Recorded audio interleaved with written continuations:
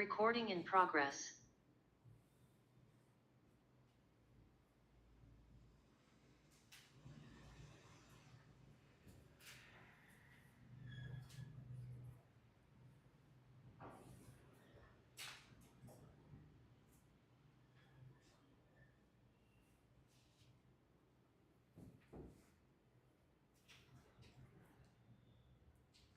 Right, so we have to study a few topics in this week. The first is rise of extreme rainfall event, okay, as suggested by IMD. Right. So, what IMD has forecasted, that if you talk about the entire year itself, okay, entire year means we are talking about which season? Monsoon season. Okay, monsoon season, the expected rainfall is 92% of the long period average. Okay, that means suppose on average if we are receiving 100 centimeters of rainfall per year, this year we are expected to receive only how much? 92 centimeter. That means rainfall would be relatively lesser. Okay, this year monsoon would be a deficit. But at the same time, another trend is what we are seeing is the reverse of this. Overall rainfall would be less. But what else we are seeing? Extreme rainfall events are on rise. Okay, that means rainfall will be less, but whenever it happens, it would be much more higher compared to daily average. So, greater than 21 centimeter per day, if you are receiving this much rainfall, we call it which kind of rainfall? Extreme rainfall. Such kind of rainfall days we will see higher in number. And because if suppose rainfall is taking place suddenly, very heavy rainfall like Bangalore we have seen couple of weeks back, okay, a couple of days back also, what we have seen? In a single day you have very heavy amount of rainfall, so that increases risk for what? Floods. Okay, urban flood risk. So that is the overall issue. Okay, so that means what basically we are saying in a sense again, that what monsoon is witnessing is high extent of spatial and temporal variation. Okay, in the monsoon when we discuss in the class, we have talked about the characteristic of monsoon. In characteristic of monsoon we have written this point, that monsoon in India experiences what? High spatial variation. That means you move from east to west of India, what do you have? Very extreme variation. Rajasthan received less than 70 centimeter of rainfall. Meghalaya needs to receive more than 1000 centimeters of rainfall. Ladakh in north receive less than 50 centimeter of rainfall. In the south you have Western Ghat receiving 400 centimeters of rainfall. That is example which kind of variation? Is spatial variation. Temporal variation also you have, because in rainfall in India is not uniformly distributed throughout the year. If you go to equatorial area, they receive daily rainfall. In India, what do we have? The entire rainfall that you receive in year is concentrated within 3 months mainly. So that is example of temporal variation. So when you talk about the seasonal averages, it seems to be misleading. Why? Because imagine government want to do flood control planning and all, right? In that case, if IMD says that we will receive less rainfall this year or monsoon would be deficit, what government can think? That we don't need to take actions about flood prevention and all that because rainfall would be less. But that is misleading, because why? Rainfall is not caused by the total rainfall you receive in an entire 3-4 months. It depends on how much rainfall you are receiving in a very short span of time. So even a single day you have very heavy rainfall and then 10 days no rainfall. The single day rainfall can also cause flood. So that is what we have taken into account when we are making policy or plans. Now, what are the factors affecting monsoon? This we have discussed in the class. El Nino southern oscillation. You know that whenever you have El Nino years, the possibility of monsoon becoming weaker is higher. And that's why if you look, in the beginning what I told you, only 92% of the rainfall we will receive this year. And what is the factor this year playing a role here? There is a El Nino development going on in the Pacific Ocean. Okay, so that's how we are receiving less rainfall. Indian Ocean dipole we have discussed two phases, positive phase mainly, negative phase. Positive phase favors monsoon, negative phase basically causes what? This reduction in the rainfall. And climate change, that is global warming. El Nino, if we talk about, is what? Warming of the ocean itself. Now, why ocean is warming more than usual? One reason is climate change or global warming. So that is also static background to understand. Now, if you look at the trend, when we talk about the extreme rainfall events, is it this year only we are experiencing extreme rainfall, or there is a trend as such? So if you look at between year 2008 to 11, okay, of this data, what we see that only 60 to 70 such events we have witnessed. What kind of event? When you have more than average amount of rainfall on a daily basis. But after 2017, what we are witnessing? 100 plus such days. 181 days we witnessed in 2024 and 160 days we witnessed when? In 2025. That means you compare last decade and this decade. What is a clear observation here? number of extreme rainfall days has clearly almost tripled, we can say, right? And less than 0.1% events causes major disasters. Such major disaster we have not seen till now, okay, but there is a possibility of urban floods, especially from these cases, indicates climate driven intensification. Because why this change from last decade to this decade? We can associate this with global warming, climate change. So these are the leading factors. Then climate change link, same. Why? Again, global warming. Now you can also try to relate it to the concepts we have studied in humidity and rainfall. Why does rainfall occur? You need to have high amount of water vapor. Higher the volume of water vapor, more condensation it will get. More condensation means dense cloud formation and more rainfall. Now global warming is causing which kind of air? Warm air. Warm air can hold more water vapor because there is more space, right? We have discussed in class about the concept of humidity capacity. Humidity capacity is directly dependent on temperature.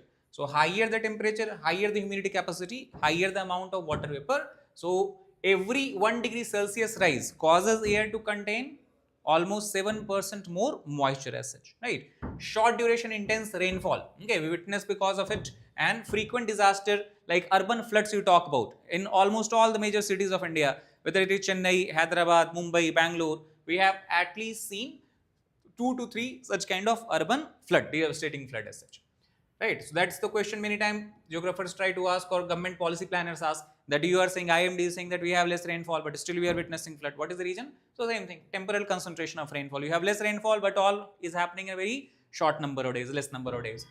At the same time, regional disparities we are seeing as well. Regional disparity means, for example, in the peninsular India, southern India, El Nino has more stronger effect compared to the northern India, right? So that is example of what? Regional disparity. Flash floods, cloudbursts, landslide, these are some major disasters we have witnessed due to heavy rainfall, short duration rainfall. In which region? Himalayas. So if you talk about this year itself, okay, you have a lot of flash flood like incident, a lot of cloudburst like incident, landslides and all, that has led to that has resulted into the loss of life and overall property as such. Now, because India is experiencing rapid urbanization, okay, you have now more and more number of people are continuously moving from where to where? Villages to cities, urban areas. Urban areas are growing in terms of population. Many times this population is not able to, basically the infrastructure of urban areas is not able to meet the demand of this population. So what happened? Encroachment is going on. So earlier you used to have lakes. Now to meet the demand of these people, you have to create houses. How do you create houses? You have to reclaim the lakes, right? So earlier, for example, Bengaluru take, if you have heavy rainfall, okay, extra rainfall is being absorbed by the lakes. Now you have removed the lake, you have created multi-storied building there constructed. What will happen? Water has no space to go. Where it will go? On the roads, okay, in the basement, in the buildings and all that. So that means rapid urbanization and the encroachment of the natural water bodies or forest has further challenges, further created challenge for the urban flooding. Okay, same thing, wetland loss, drainage facilities are poor, right? For example, if you have this parcel of land and everywhere you constructed building, there is no space for the water to flow as such. That means what is there? Poor drainage. If you have enough spaces, you can create proper drainage facility. Plus also pollution, we can say, is a major problem. People are not conscious, so they consume plastic, throw anywhere. Finally, what happens? All this plastic waste, by moving with air, wind, right, water goes to storm water drainage. And if you look at the storm water drainage, suppose you uncover it, you will find that you have so much waste inside, plastic inside. So if rainfall, heavy rainfall occurs, they will not be able to transport the water because they are plugged with the waste material as such. So that is also one reason, poor drainage, why we face so devastating floods in the urban areas. Right, major cities, as we have discussed, frequently flooded, and because of this flood, because population density is what, very high in urban areas, so effect will be much more amplified, intense. So we have seen higher number of death, and as well as because urban infrastructure is very expensive infrastructure, you have metros, you have railways, okay, you have roadways and all, so there also damages are observed. So what is the solution? Solution is simple: urban flood management. That means whenever we are carrying out urbanization, that means we can say urban planning is the term we can say.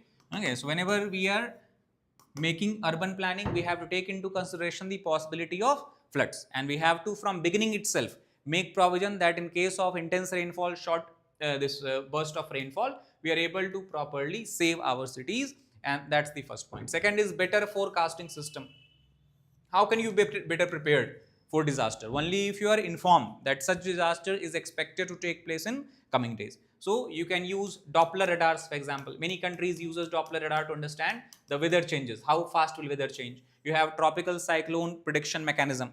Okay, if cyclones is coming or not. You have better system to understand the amount of moisture that you have in the air as such. So all this we can do. Climate resilient planning. Okay, and also the solutions should be focused on what? Nature. Right? Like for example, if you carry out afforestation in particular areas, it has two benefits. First benefit is obviously green cover. Okay, will absorb carbon dioxide, global warming we can reduce. But at the same time, if you have rainfall that is taking place, due to presence of these trees, what happens? Rainwater is not able to flow fast anywhere. It is absorbed by the soil here. It is taken by the roots of plants and also is able to recharge the groundwater. So basically what we can do, we can reduce the surface runoff, and surface runoff is the main reason behind urban floods. So that is example of what? Nature-based solution. So these are some suggestions we can implement whenever we are carrying out urban this planning or city planning. The next topic is related to internal security. We have UAPA, that is Unlawful Activities Prevention Act. Unlawful Activities Prevention Act. So Unlawful Activities Prevention Act, and there is a section, that is section 43A. It has been implemented in the state of Manipur. So Manipur government has invoked same thing, section 43A of UAPA. UAPA is a legislation act that has been brought in year 1967. Now what is the provision which will be implemented after the invocation of this act? So under normal Unlawful Activities Prevention Act talk about, without this section, officer of rank DSP, okay, or we can say Assistant Commissioner of Police, they are only allowed to carry out what? Arrest, search and seizure, okay, against those people who are expected to break the law, who are going to be involved in ethnic violence or any kind of this what you can call as high level of crime, high intensity crime as such. But if section 43A is implemented, that means what it will allow? Even the lower rank officers to carry out these processes. So basically the power that was only vested in DSP and ACP rank officers and above, now it is being vested in lower rank officer. Lower rank officer means anyone who is head constable and above. So head constable, station house officers, inspectors, right? Those will be able to carry out these activities. Now this has attracted a lot of criticism from the rights group. Why it has attracted a lot of criticism? So to answer that, we have to first look at the ethnic composition of Manipur. So Manipur from past couple of years has been in the phase of crisis. Why? Because there are two groups living in Manipur. One is Methi, other is Kuki. See, you do not have to write. You will get this all content. You have to try to focus on understanding concept. Okay, if you write, neither you will be able to write fully nor you will be able to understand fully. Right. So ethnic conflict going on between Methis and Kukis. So Methi community, they were demanding that we should be granted scheduled tribe status. Kukis community already have scheduled tribe status. So Kukis began to protest that if Methis also get ST status, Kukis will lose all their benefits. Right? When you have certain reservation, that you will only able to get benefit from it if there is unreserved group. If suppose everyone is able to get reservation, does it make sense for any group? No. So in Manipur, if Methis get reservation, that means the entire population of Manipur is of same category. So Kukis will lose the benefit, right? So example in examination, if 100 is the mark for Methis and if 60 is mark for Kukis, that is the advantage Kuki have. If suppose Methis also get the ST status, for all of them mark will become what? 60. So again competition remains same. So that's why they began to oppose it, and that led to an ethnic conflict that lasted for more than 2 years in the Manipur. As such, Manipur also was placed under president rule. So ST states demand, as we discussed, land conflict is going on because Methis say that we are not able to go and reside in the Kukis areas. Why? Because it is tribal area, it is protected by constitution. While Kukis do not have any such restriction, they can easily come into Methis areas, buy land, open some new businesses, shops and all that. So that's why conflict become more intense. At the same time, situation has become more worse because Kuki community, they have their also ethnic affiliation on the Myanmar side of border. Myanmar is facing civil war like situation. So because of Civil War like situation, many people have begun to migrate in Manipur. Why? Because of their Kuki-Jo brethrens, we can say, Kuki-Jo community affiliation they have. So this is again not liked by Metis because the state has limited resources. If they feel that uncontrolled migration starts, what will happen? Metis will not be able to have enough resource to fulfill their need. So these all things are there. So overall, now violence has to some extent be controlled, but overall what we need? Dialogue and structural reforms is required as such, so that the grievances or concerns of both group, Metis and Kuki-Jo, can be met. Clear?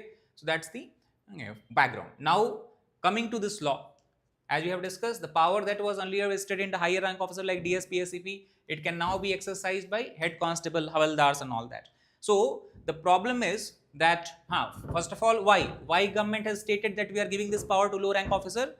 Simple reason: workload and shortage of officers. If a state is in crisis and you have only few officers, they have power to carry out arrest, search and seizure. Can they effectively use those power? No. Okay, because large scale problems we are seeing at many places, violence is erupting. That's why government has decided to give this power to low rank officers also. Based on the demand of the situation, they can act. Operational powers, what kind of power? This is considered as very stringent provision. Okay, UAPA 43 section that we are discussing, because generally when arrest is made, if you have committed some crime, in this section, even if a police officer believes that you may commit crime in future, before that itself he can arrest you, or they can enter into anyone's house. Why? They can give the reason that we felt that there are some arms or weapons they are holding, right? So arrest, search without any strong evidences. Generally in normal case, what do you require? Search warrant. If police has search warrant, then only they can enter your premises, carry out search of your belongings and all that. Okay, if they have arrest warrant, then only they can come and arrest you in many provisions. Here those things are not required. What is enough? If a police officer has reason to believe, that is more than enough as such. So unrestricted search, including in daytime, nighttime, there is no provision of that in night you cannot carry out search, you cannot arrest and all these kind of things. Plus other thing is, it's not for short duration. When Manipur government implemented this act, they stated that it would be in force as long as it is necessary. So there is no end date in sight as such, right? And who is the main authority who will exercise this entire power? So Home Secretary has been given this authority. He has to oversee the entire operation and the control of operational power. Now we have discussed in the beginning that a lot of human rights group have raised concern about this. So what is the major concern? Biggest is misuse potential. Now in a state, what they are saying that in Manipur, ethnic violence and ethnic identity is so strong that police officers themselves not act in the impartial manner. They act based on which group do they come from. So a police officer is of Methi community. It is felt that he would favor Methi community and will take a strict action against Kukis, even if there is no need for that. A person who is coming from Kuki community would favor Kuki group and would take strict action against Methis, even if there is no need or cause. So that means power can be misused in different areas. Okay, so Kukis can start troubling Methi people, or Methi officers can start troubling Kuki officers. Second, strict bail detention up to 180 days makes it very draconian provision. Many experts have stated because bail is not granted in this case if you are picked up under UAPA unless until there is very strong ground. Most of time judiciary system prefers the stand taken by police officers, right? Second is you can be put under detention for 180 days, almost 6 months, okay, without any provision of bail. Thus risk of harassment, extortion, burden of proof lies where? On accused. In normal case, if police arrest you, right, it is police who has to prove that you have committed the crime. They have to bring in all the evidences, witnesses and all that in the court. If police fails to prove it, you will be granted bail, you will be released. In this UAPA case, it is reverse. It is you who has to prove that you are not involved in any illegal activities, that you are not planning to commit any illegal acts or crime as such. So that means for normal general population, the act becomes very difficult, stringent, draconian as such. And that's why we are talking about that. What is the possibility? Misuse potential becomes very high. A person who is once arrested under this act can find it very difficult to actually get out on bail, even if suppose he or she was innocent, right? So that is the issue. Second is over the entire state itself, its implication can be seen, because already we have witnessed that Methis and Kukis are fighting with each other. Why are they fighting with each other in the state? Because they do not trust each other. Kukis think Methis are trying to get the resources, capture the resources. This Meithis think that cookies are enjoying undue benefits. Meithis are being cornered. So if such provisions are implemented and police officers also start acting based on their ethnic identification, this ethnic affiliation, tribal affiliation, what it can cause? Further deficit of trust. People will stop trusting. Right? Generally, people trust police. Okay, that they will take, they will do whatever is right. Okay, if police himself or themselves start this behaving in impartial manner, that can create problem. So, what is the risk? Ethnic bias can creep in the police department.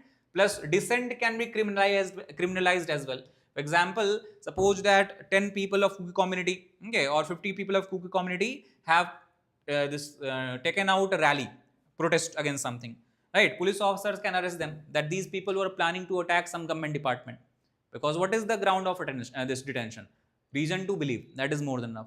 So they might be holding what? Peaceful protest. But they might be arrested under UAPA because police officer will say that I believe that they were going to commit violence. They are going to attack government offices. So that means dissent is the constitutional right. You do not have to agree with everything government is saying. You can launch protest against it, peaceful protest. But that can itself become what? Criminal in nature, okay, if this law is implemented. So that's what is the requirement. There is need to be oversight. Even if the low rank police officers are given power to carry out arrest and seizure, there has to be a higher official who will later on check whether the police officer acted based on his bias or the reality of the situation, right? So that is the first thing. Second, there has to be safeguard. Bail provision can be made more liberal, for example. And also there need to be what? Dialogue, okay, so that we have to reduce the trust deficit. We do not have to increase and further amplify the trust deficit as such. So that is going to be the broader implications. Third is related to Operation Global Hunt and India's anti-narcotics strategies. Operation Global Hunt, why it was news? Recently, you have Narcotics Control Bureau, right, a department. It has secured return of Mohammad Salim Dola. Mohammad Salim Dola is affiliate of Dawood Ibrahim, okay, one of the well-known criminal, we can say, in the India. So he for a long time was staying in which country? Turkey, right? So that is a very big victory for Indian law enforcement agencies, because it is not easier that someone has fled the country and you will be able to bring him back, because you need complete support of Turkish government. Without their support, you cannot arrest anyone, right, and bring him. So we were able to do that, and that is example of the first success that we have achieved under which operation? Global Hunt. Clear from the name itself. Global Hunt means what we are trying to do. We are trying to hunt all the offenders who have been committing offense in India, has committed offense in India, but now no longer live or reside in India. They have fled and are hiding in different countries all across the world. So this is a big milestone in tackling what kind of networking? Global drug networking. It's not that we are targeting all the offenders. We are largely here focused upon who? Those who have history of committing drug related crime, drug trafficking, okay, drug production and all that. And because now we have begun to get help from the other countries in getting extradition request approved and all, it shows India's growing international enforcement capacity. Okay, earlier we were not able to capture people even in India. Now what we are doing? We are capturing people from outside of India and are able to bring them back. So it creates a kind of what panic and fear. Okay, you understand, it's not about only capturing of one person. Generally, people or the criminals are used to think that even if I am committing crime, if I am earning a lot of money, suppose 100 crores, not 100 crores, 5 crore, 10 crore, 20 crores in drug trafficking ring, the thing that maximum what will happen? If police start to search for me, I will simply leave India, flee India, and will go and live in some other countries. Police cannot capture me, Indian police cannot capture me, cannot bring me back. But such kind of examples will create panic and fear among those people. Because now what we have proven, that no matter wherever you reside in the world, if we want, we can go arrest you, capture you, bring you back to face the justice system in India. That's the message that we are trying to give here. Now, if you look at the Operation Global Hunt, okay, it is an operation with a total lifespan of 3 years. Okay, we have targeted that in next 3 years with a strategic mission.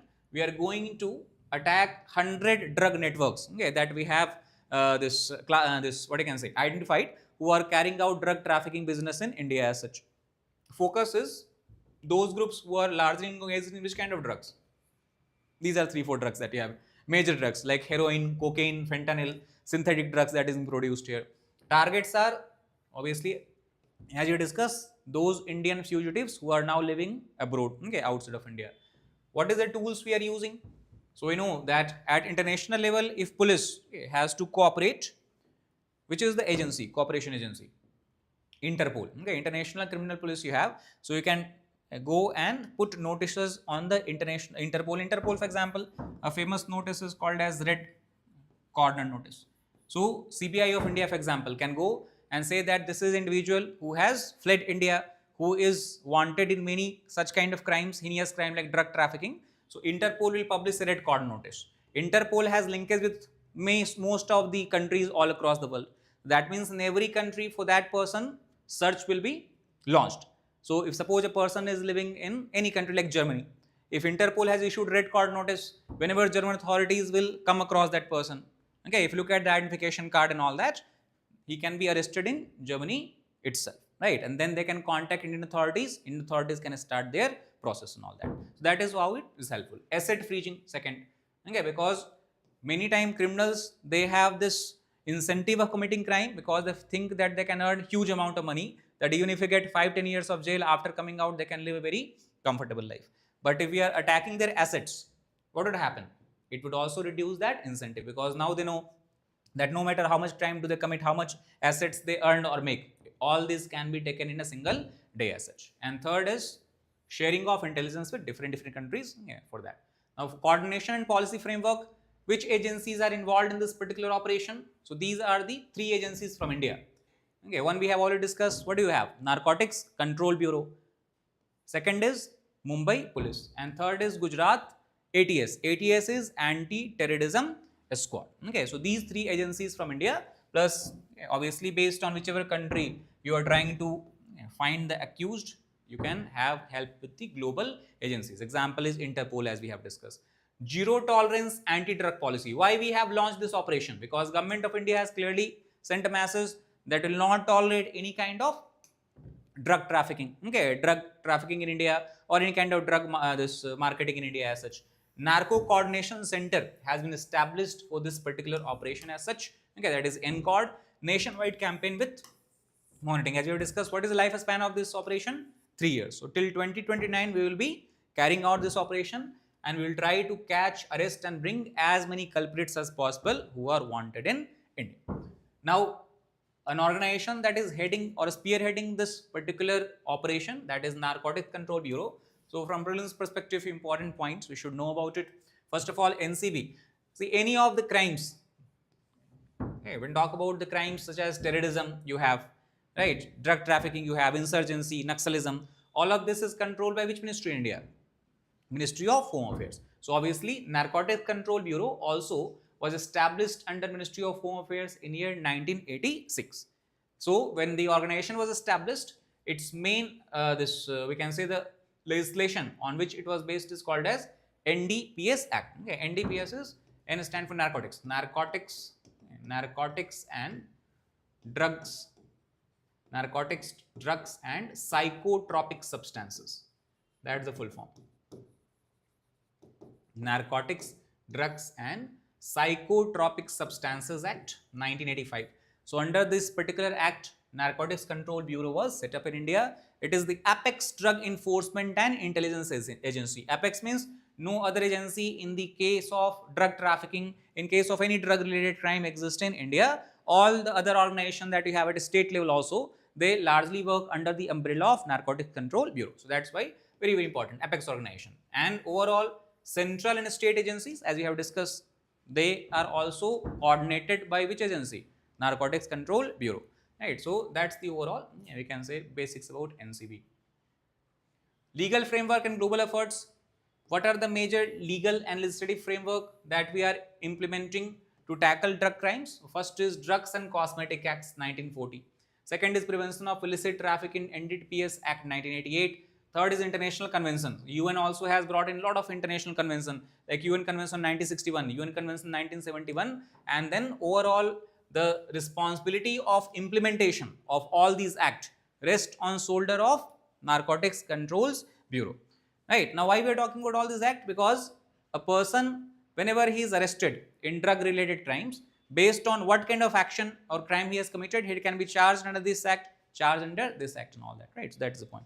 Enhances overall global cooperation as well as India's role.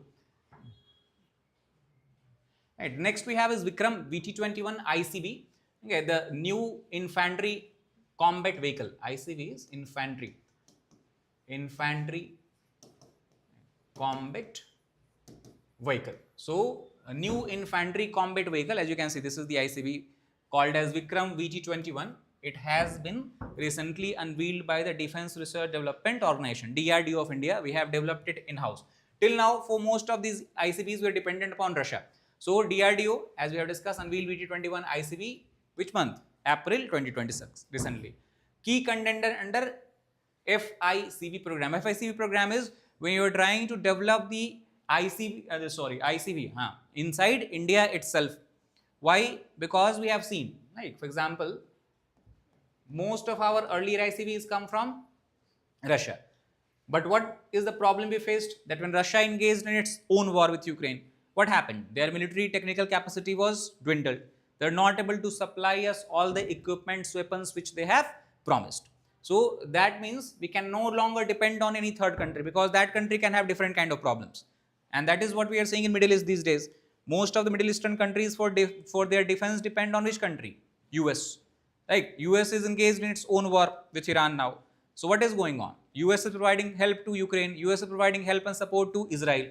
So in that case, now these Middle Eastern countries have to now look to South Korea. But if already you have not very good developed relations with other countries, you cannot get easily the materials and defense equipments and all that. So what is the best alternative? Best alternative is to develop whatever you can. At what level? Indigenous level. Okay, domestic production is need of our. So that is what we are also trying to do. So it supports Indian Army modernization as well, because when we are developing something now, we will focus on developing which kind of system? Modern system which is latched with modern technology based on artificial intelligence and all that, right? So all these things we are doing. What is the importance of this induction? We know that India faces two front threat, one from the west, other from the east. Okay, from west we know we face threat from what? Pakistan. East we face threat from what? China, right? So if suppose, because you know that Pakistan and China are very good friends, okay? So if suppose in future they want to attack India from both fronts, in that case what would come in handy? These ICVs, okay? That is the way how we will able to mobilize our troops and we will able to repel their attacks. Now if you look at the background of these ICVs are basically an armored vehicle. Armored vehicle means if someone attacks ICVs by, for example, let us suppose this rocket launchers, you have grenades, you have bullets, you have, what are these kind of vehicles? Armored. So damage would be very minimal or not at all. And why it is important? Because suppose you are moving thousands and thousands of troops in the area where war is going on, right? And if you are moving them in normal trucks, enemy saw that mobilization is going on, they attack by missile, what will happen? You lose a lot of soldiers. So that's why ICVs come in handy, because they protect the troops and can easily, safely transport them in the area of warfare. Okay, now what is the other advantage of ICVs? Other armored vehicle you would have heard about is what? Tanks. But tanks, as you would have seen, is very, very heavy. They move at very slow rate. So you want to move soldiers and forces over a long distance, it is not a good choice. Tanks are best choice near the war zone, okay, because you have to travel short distances, you have to largely repel the enemy attack, you have to counter attack the enemies and all. But if you want to mobilize your troops, you need which kind of vehicle? Lighter vehicle that can travel at a faster speed, and that's where ICV plays a very important role. Infantry support, as you have discussed. Current fleet, as I told you, where ICV fleet that we depend on is called as BMP2, and you can understand it is very, very old system. 1980s was when we imported it from. That time it was not even Russia. Okay, you had Soviet Union, right? So 1980s, that means we can say it is which kind of ICV? Outdated. That time enemies used to have different kind of weapons. Okay, so for those weapons this was more than enough. But now enemy has developed a lot of advanced weapons and all, so it might not be enough. Okay, firepower, digital system, all of these things are kind of missing in the BMPs, and that's why we are guided by the Atmanirbhar Bharat project and defense acquisition plan, and that's why we have developed this particular ICV. Now, issue in brief is indigenous advancement armored platform, as you have discussed.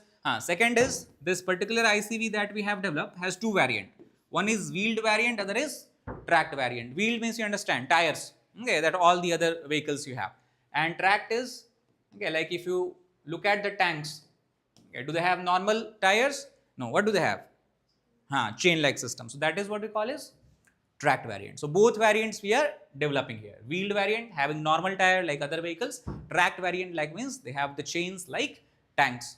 Modular design and improved survivability. Modular means what do you have? You do not have a single large system. You are having multiple components. All these components you are assembling and converting into ICVs. What is the advantage of it? All these components you can easily transport over a large distance because they are lighter individually, and then assemble it wherever you require. Second is survivability is much more better than the earlier BM2 fleet. Right? Survivability means it is able to resist various different type of attacks that can be by again same bullets, rocket launchers, grenades and all these kind of things. And most importantly, it supports network centric warfare. Network centric warfare means today you do not fight war in a silo. That means one tank is fighting here, one tank is fighting here, one tank is fighting here. What do you need? You need communication between all the weapon system, okay, all the ICV system, all the tank system, and based on that communication, then the strategy can be made as such. So for that, what do you require? Updated system, okay, where communication can be made easier between the different okay, parts of the infantry. Key features and capabilities, we take a look. It has a crewless turret. Okay, you would have seen, like suppose this is a tank, okay, and at the top of tank you will see a hole, right? And generally here you have a gun, machine gun that is installed, and a person is coming out from here and he has control over this gun, and based on where enemy is, he can then move the gun and attack them. So this is called as what? Turret. Now imagine that tank is armored, we have discussed. As long as you're inside the tank, if someone fires bullet on you, guns on you, grenade on you, you are safe because trunk's outer body will save you. But if suppose you are standing here like this, you are in vulnerable position because enemy can sight you for long distance and can target you directly. So the possibility of casualty becomes higher. So to prevent that, in this new ICV, what kind of turret we have designed? Crewless turret. That means this machine gun still will be there, but a person does not have to operate it after coming out of this hole. He can operate it where?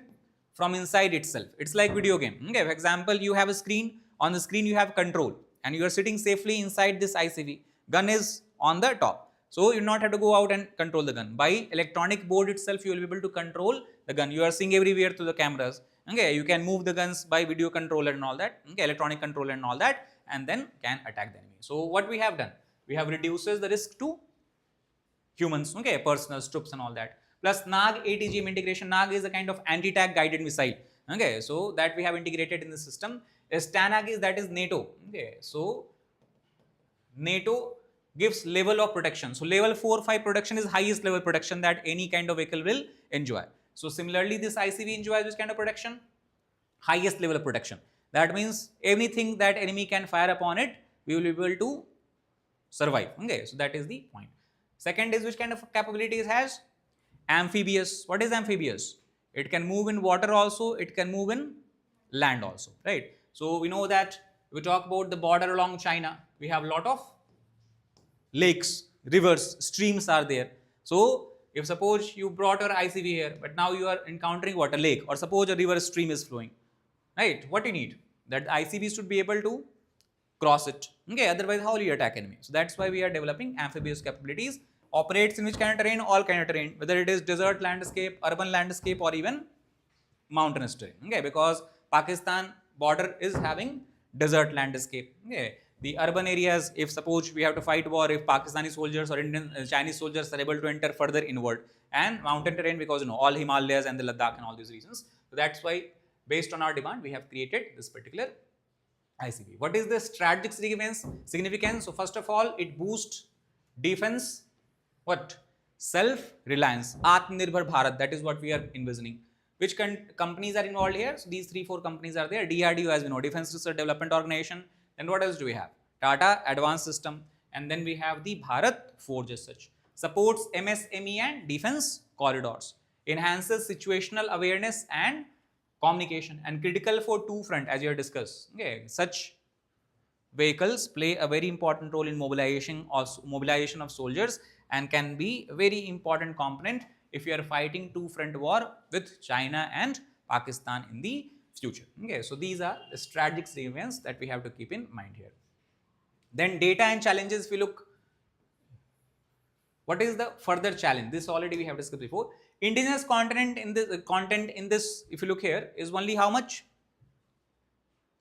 65%. What is our target? 90%. So this is what we have to further change in future. We have to improve in future, we can say. Currently in this model, we have only used 65% of domestic content. And now what does it mean? Because we have developed it in India, it does not mean that everything that we have used there is Indian. Development is India, but a lot of components we have imported as well from outside. Right? So imported component is 35, domestic content is 65%. What is our main target or long-term target? 90% of components should be Indian, plus it should be entirely made in India. Right? So this is what will be our next target. Requirement as per Indian Army, they have given how much requirement? 2000 plus vehicles they need for tackling the threat. Challenges, however, they have faced based on the Indian, this Chief of Defence Staff, he stated that we are developing a lot of weapon systems in India, equipments in India, both for Navy, Air Force and Army, but still we are facing certain problems. What are the problems?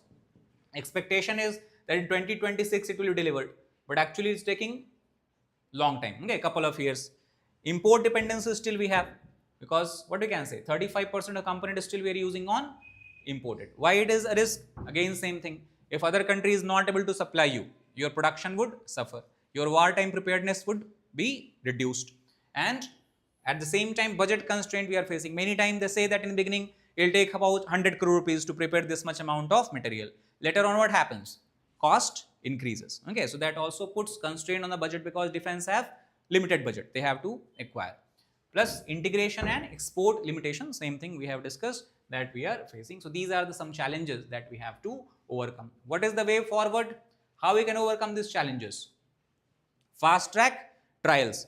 Okay, many times what happens, it's not only from the company's side, it is a delay we see from the military side also. Like DRDO, for example, has developed some weapons. What happens? They cannot induct this weapon unless until they conduct trial. Trials many times happen in delayed stage. So production has happened in this year, trial will take place next year, induction will take place 1 year after. So if we are able to carry out fast track trial, we will be able to induct them faster in the Indian military as such. Procurement should also be what? Fast tracked. Strengthened indigenous R&D. Why we are not able to bring more domestic content in the ICVs? One of the limitation is research and development. For example, chips you require. You are not building chips in India. You are dependent upon what? Companies such as Taiwanese company, for example. Right? Electronic boards that you require. You are not building in India. You are dependent upon Germany, for example. So that is because of lack of research and development. If you are able to give more budget here, money here, we might be able to develop everything in-house itself. That is the same point. Third is, still today, most of the defense production in India is carried out by which kind of companies? Government companies. Government companies many times they do not have enough incentive as such, because they do not fear any kind of competition. Like DRDO is developing something. Why? It will bring novelty or innovation if no one else is in the field in the competition. So that's why what we need? Private sector participation. If suppose you have 5 different companies who are ready to produce same thing, 2 benefits you will have. First, cost would be reduced because you are bringing competition. Second, why these companies will get the tender? Only if they are able to give some novel features there, unique features there, innovative features there. So it will also boost what? Your innovation. So that's why it is the need of our, we also allow private sector participation in the defense sector. Right? Integrate with digital warfare system, because today we are living in an era where war is not being conducted in the conventional manner. Okay, like recent war with Pakistan also, if you look, it was largely electronic warfare. Okay, we have not sent troops to fight with each other. We are using drones, for example, right? So that's why every new system we are designing and developing should have possibility to be integrated with the digital warfare system as such. And at the same time, we do not have to only develop everything for our own military. If suppose the ICV that we have developed right now, Vikram ICV, it becomes very, novel in feature or has a lot of advanced feature as such.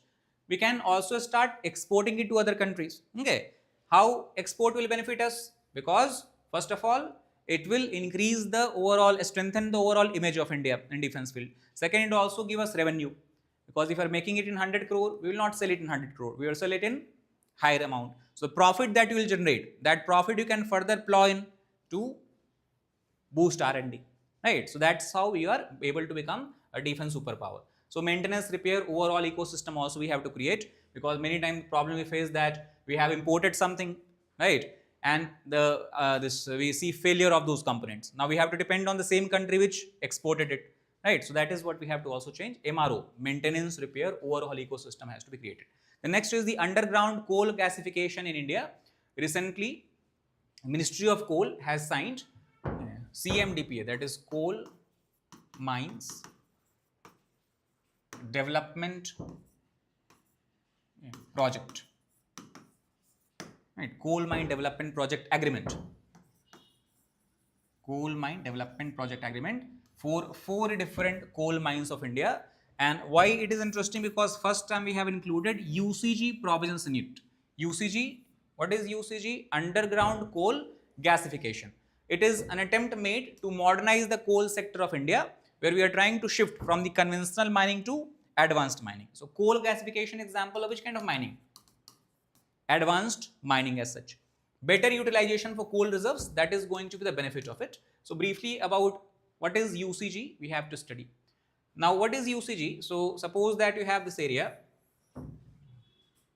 everywhere you have rocks, and somewhere deep inside this is a thin bed of coal, okay, that you find here.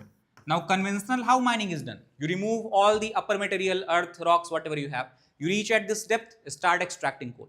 But if suppose coal is present in very small amount, very small area, the cost of extraction of these areas, mining itself becomes humongous in nature, and the actual coal you will get will be of very less value. So that means we cannot utilize this coal. Okay, imagine that if we are doing mining, and if you see that the cost of extraction is more than the cost of the raw material, will you mine? No, because there is no profit there as such. So these mines remain unutilized. Now if you use coal gasification, we can use such kind of mines, because we are not extracting coal anymore.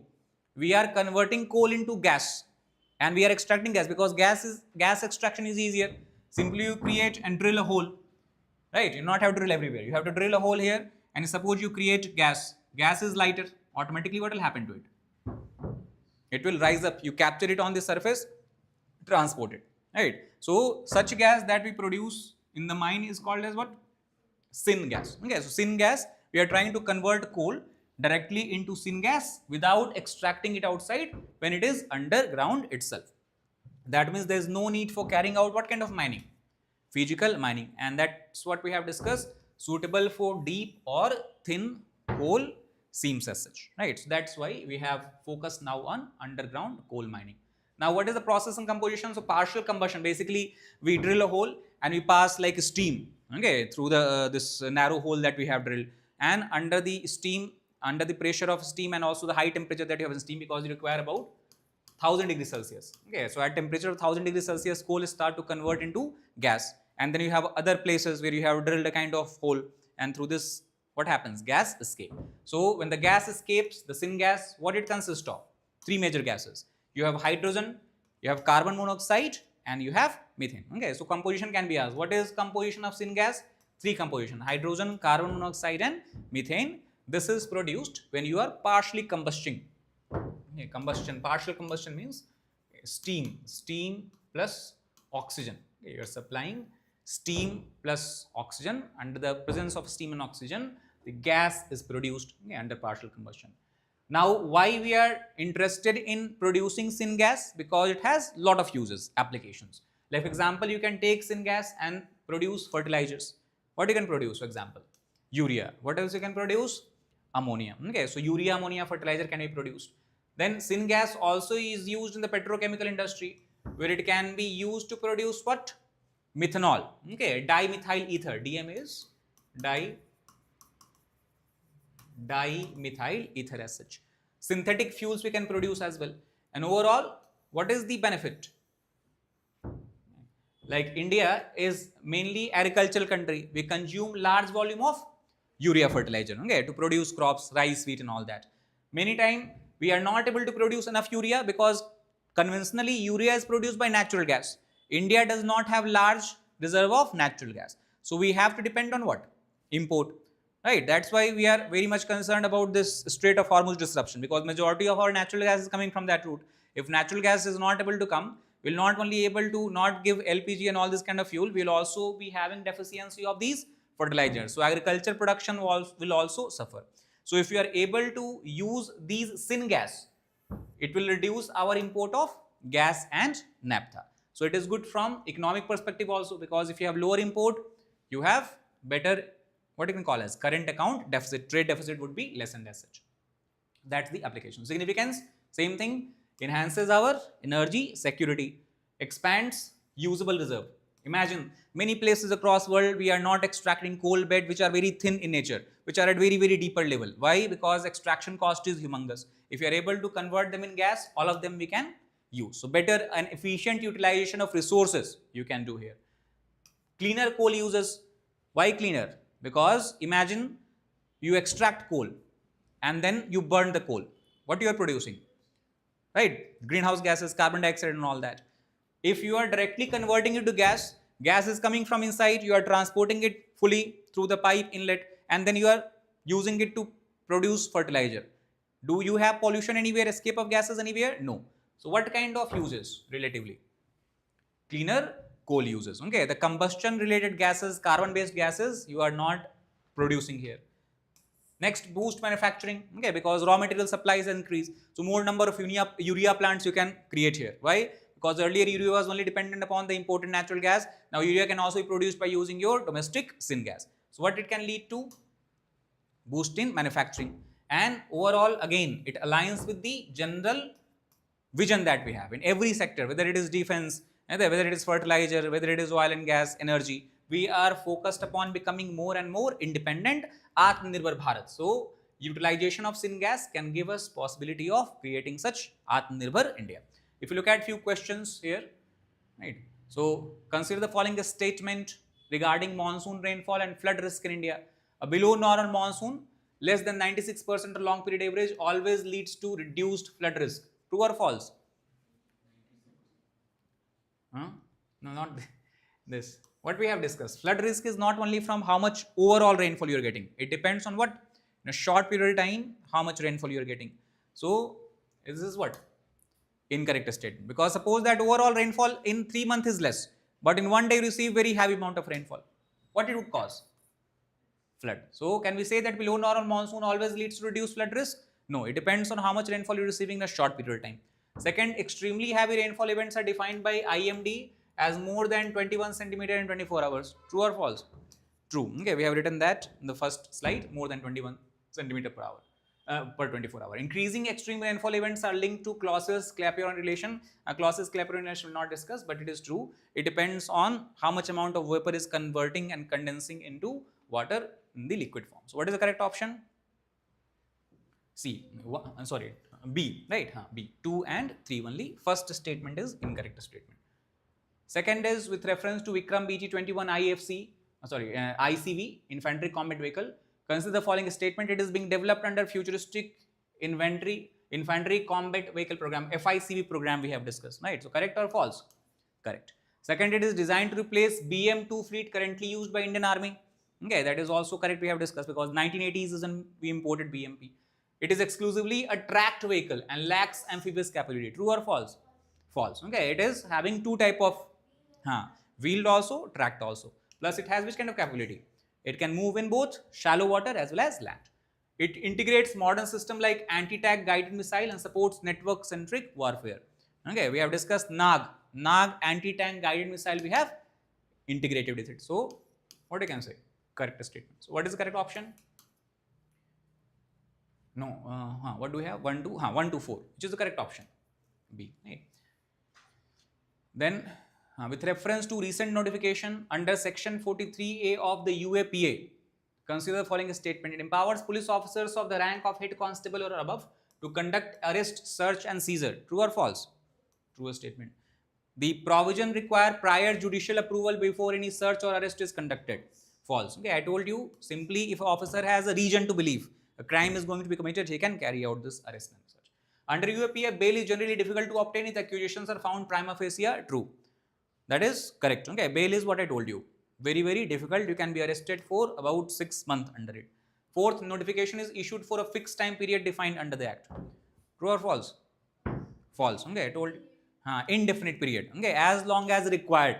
That requirement will be defined by government. So there is no fixed period, indefinite period. So second and fourth are correct. What is the correct option?